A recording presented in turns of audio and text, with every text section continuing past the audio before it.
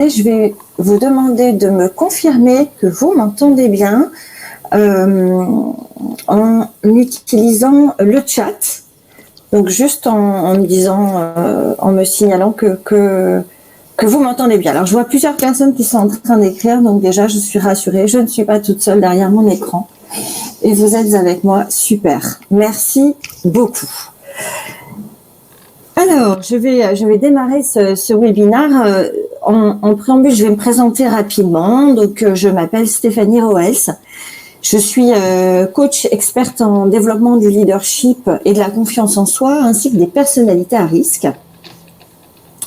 Je conseille managers et dirigeants depuis la création de mon cabinet en 2007. J'étais responsable France d'une fédération professionnelle de coaching américaine de 2009 à 2013. J'ai créé la méthode Envol pour développer confiance en soi et affirmation personnelle et la méthode Éveil pour asseoir son leadership et son charisme parce que ce sont des clés fondamentales pour réaliser notre potentiel, s'épanouir personnellement, instaurer des relations humaines positives et puis donner envie aux autres de se dépasser. Ah, quelqu'un me dit son catastrophique. Ok. Alors, est-ce que tout le monde a un son catastrophique ou c'est juste ce qu'il décrit? Pour éviter d'être pris en défaut, il embrouille avec de grandes tirades compliquées, alambiquées, conceptuelles, certains agacements. Alors, quelles sont les meilleures questions à poser en entretien de recrutement? Alors, je vois que Renard, pardon, vous avez mis votre nom de famille. Vous êtes en train d'écrire au minimum plusieurs présidents de certains pays. Oui, tout à fait, absolument. Donc, je poursuis les meilleures questions à poser en entretien de recrutement. Alors, le psychopathe, quand même, pour resituer, est un virtuose de la manipulation et c'est un menteur pathologique. Cela me semble clé pour... je recommence. Le psychopathe étant un virtuose de la manipulation et un menteur pathologique, ce qui me semble clé pour repérer sa psychopathie va être d'une part d'apprendre à déjouer les manipulations et d'autre part d'apprendre à mesurer ce qui le différencie le plus des autres personnalités, à savoir son absence d'empathie et son orgueil démesuré, et enfin d'apprendre à repérer les signes de mensonge. Alors, du coup, je vous recommande d'évaluer les critères de personnalité, empathie et humilité qui sont, soi-disant passant, des clés majeures de leadership. Pourquoi? Parce que l'empathie, il n'en a pas extrêmement peu. Et au niveau de l'humilité, il est orgueilleux et ne se remet pas en question sincèrement. Donc, pour chacun de ces critères, il faudra bien définir en amont avec le manager de la future recrue ce qu'il attend concrètement de celle-ci en situation effective de travail. Mais cela, c'est vrai pour n'importe quel critère de personnalité. Alors, les techniques d'entretien les plus valides, on a la technique des 3C, c'est-à-dire qu'on va amener la personne à décrire un contexte, les comportements qu'elle a adoptés dans ce contexte et les conséquences de ces comportements. Et l'autre technique la plus valide, c'est l'étude de cas. Donc, lorsque la personne a suffisamment d'expérience professionnelle, il faudra toujours préférer la première méthode, c'est-à-dire la technique des 3C, qui va s'appuyer sur du vécu réel et donc sur des expériences réelles. Mais lorsque nous n'avons pas cette expérience-là, on va opter pour l'étude de cas, c'est-à-dire qu'on va soumettre un cas que la personne va réellement trouver en situation de travail et on va amener la personne à décrire comment elle va gérer cette situation, donc avec la technique des 3C. Donc, par exemple, si c'est un manager, pour évaluer son empathie avec la technique de 3C, on peut lui demander, par exemple, comment il s'est assuré concrètement de la qualité de vie au travail de ses collaborateurs et les mesures qu'il a pu prendre en ce sens. Le psychopathe va répondre, bien entendu, mais vous entendrez surtout des clichés, des lieux communs, et vous le verrez peiner et peut-être même s'agacer, et en particulier si vous êtes RH, bien sûr.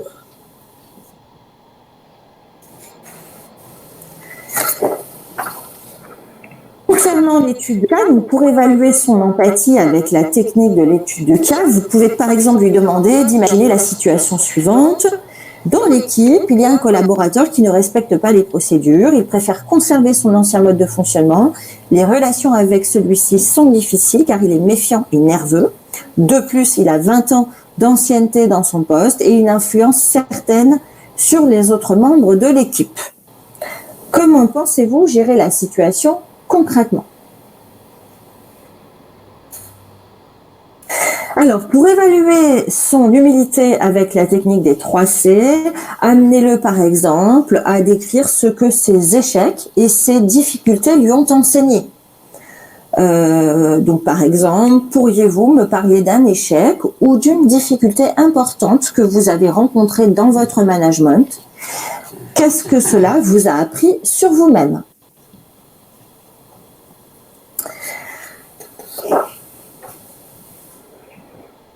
Autre exemple, pour évaluer l'empathie avec la technique de l'étude de cas, vous pouvez lui demander d'imaginer la situation suivante.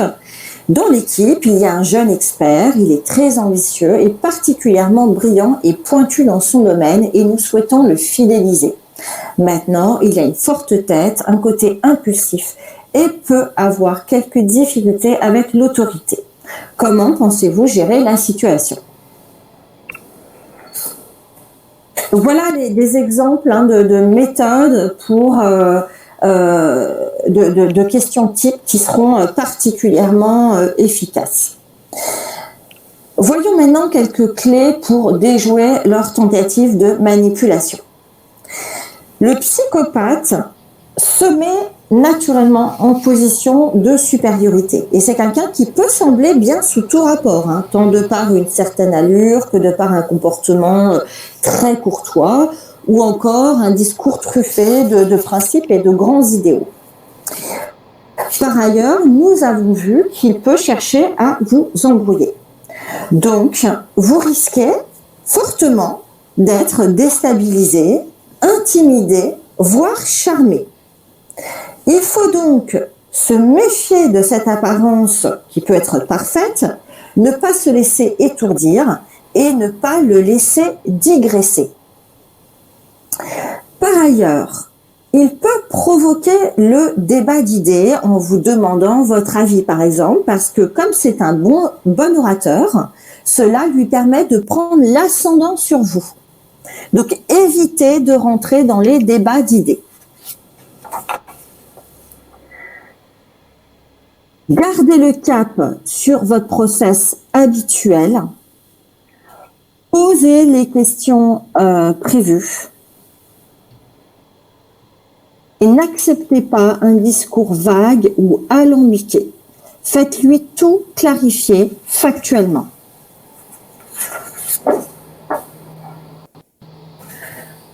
Voyons maintenant quelques techniques de détection du mensonge. Alors, le psychopathe est un menteur pathologique, certes, mais soyons clairs, il est excellent dans cet exercice. Donc, s'il vous plaît, replacez toujours votre analyse dans un faisceau d'indices. Pour la détection du mensonge, je vais vous proposer de nous inspirer des meilleurs au monde, à savoir des agents du FBI. Qu'ils interrogent un témoin ou un suspect, les fédéraux ont l'objectif de recueillir un maximum d'informations pertinentes et d'évaluer la crédibilité de leur interlocuteur en un temps court, tout comme vous, d'une certaine façon.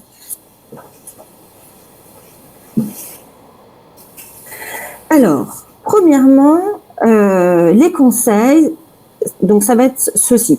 Cibler l'expérience dont vous doutez, idéalement une expérience engageant particulièrement les qualités humaines de votre interlocuteur.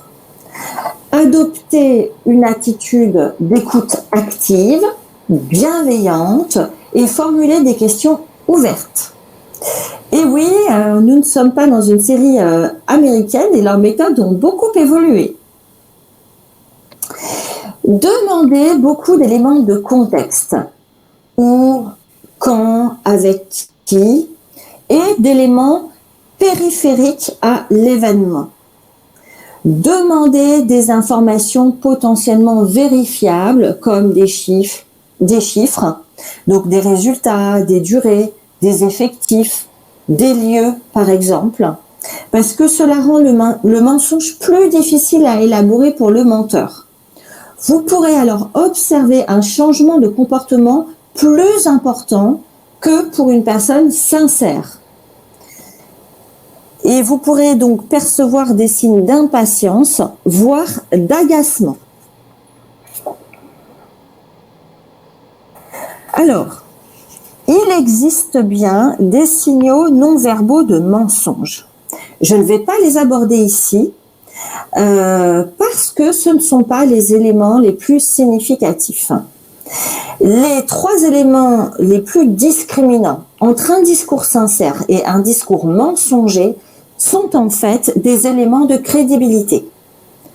Plus qu'un menteur, une personne sincère rappelle spontanément le contexte de son action.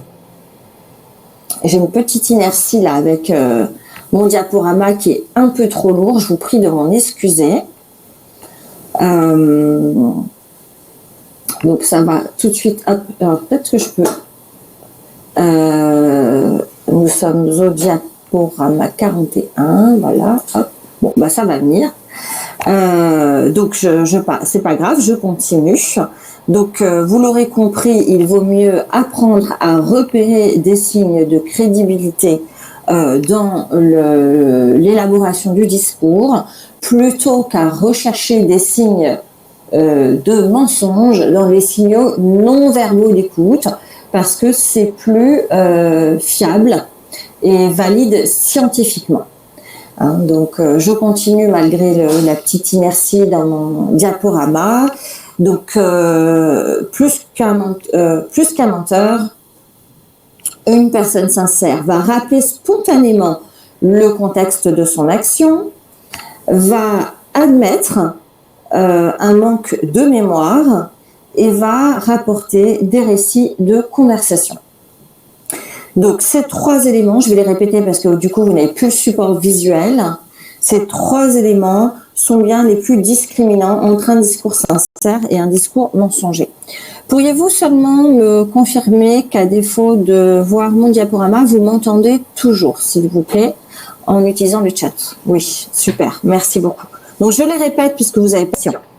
Donc, je répète mon conseil.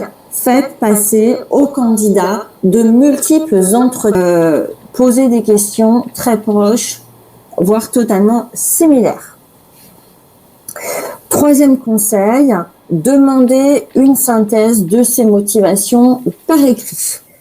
On a vu que tout ce qui est formalisme, s'astreindre à une procédure un peu lourde, l'agace, le contrarie. Parce qu'il se considère au-dessus de ça. Donc, n'hésitez pas à demander un feedback écrit suite à l'entretien. S'il n'est pas vraiment très motivé, de toute façon, il peinera à jouer le jeu. Voilà. Alors, ça va faire presque une demi-heure que je parle. Alors, clac, je vais directement au dernier diaporama. Pardonnez-moi si nous avons donc manqué. Mais je vais vous les faire parcourir très rapidement. On a vu les éléments de crédibilité. Je rappelle spontanément le contexte. Je vérifie. Pardon, excusez-moi. Hop, ça cafouille. Ça cafouille. On y va. Hop, élément de crédibilité. On l'a vu. Je rappelle spontanément le contexte. J'admets un manque de mémoire. Je rapporte des récits de conversation. Les bons réflexes en cas de doute. Je vous l'ai dit, vérifier les références professionnelles, multiplier les entretiens, demander une synthèse de ses motivations par écrit. Voilà. J'espère que j'ai été claire et ça va être maintenant à vous de me poser vos questions. Donc, je suis à votre disposition. Vous pouvez utiliser le chat pour cela. Alors, je vois que plusieurs d'entre vous sont en train d'écrire. Je vais